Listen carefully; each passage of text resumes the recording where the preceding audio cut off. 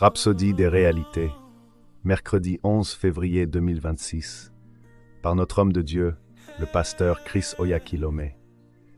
Le thème pour aujourd'hui, prier par l'Esprit. Le passage biblique du jour est tiré dans Romains 8, verset 26, et se lit ainsi. De même aussi l'Esprit nous aide dans notre faiblesse, car nous ne savons pas ce qu'il convient de demander dans nos prières, mais l'Esprit lui-même intercède par des soupirs inexprimables. Prier par l'Esprit est la manière la plus efficace pour nous, en tant que chrétiens, de prier. Mais prier par l'Esprit comporte deux dimensions. La première se produit lorsque ton esprit prie sous l'inspiration du Saint-Esprit, qui te donne des paroles spirituelles dans d'autres langues. Lorsque tu pries en langue, ton esprit est dynamisé et édifié, comme un édifice majestueux.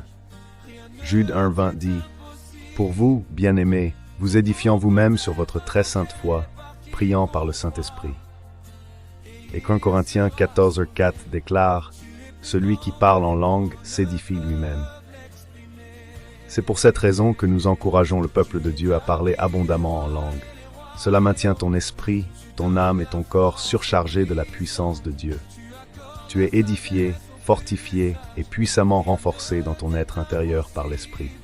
Alléluia. Mais il existe aussi un second niveau de la prière par l'Esprit qui est tout aussi riche en bénédictions et en bienfaits.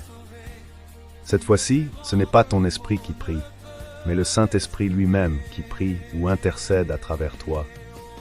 C'est ce que nous lisons dans l'Écriture d'ouverture. Dans le premier cas, il te donne l'inspiration et tu exprimes des paroles en langue. Mais ici, il n'y a pas d'expression verbale. Tu ne parles ni dans une langue connue, ni dans une langue inconnue. Ce qui s'exprime, ce sont de profonds soupirs et des gémissements de l'esprit. À ce niveau, le Saint-Esprit prend totalement le contrôle, intercédant à travers toi en parfaite harmonie avec la volonté du Père. Lorsque tu permets au Saint-Esprit d'intercéder ainsi à travers toi, le résultat est toujours glorieux.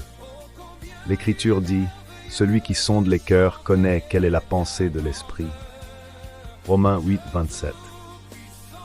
Ce n'est pas ton intelligence ni ta compréhension qui s'expriment, mais la pensée de l'Esprit manifestée à travers toi. Le verset suivant, le verset 28, révèle une partie du résultat. Toute chose concourt au bien de ceux qui aiment Dieu, de ceux qui sont appelés selon son dessein. Le fait de te soumettre au Saint-Esprit pour qu'il intercède à travers toi amène toute chose à s'aligner et à coopérer en ta faveur, y compris les situations adverses ou difficiles. Voilà la puissance de la prière par l'Esprit, parmi tant d'autres bénédictions et avantages. Alléluia. Prions ensemble. Cher Père, merci pour le précieux don du Saint-Esprit, qui m'aide à prier conformément à ta volonté parfaite. Même maintenant, alors que je prie par l'Esprit, je suis rempli de ta puissance, et ma vie est alignée avec ton dessein, au nom de Jésus.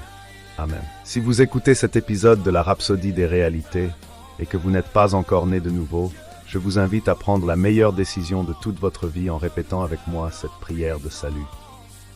Ô Seigneur Dieu, je crois de tout mon cœur en Jésus-Christ, le Fils du Dieu vivant.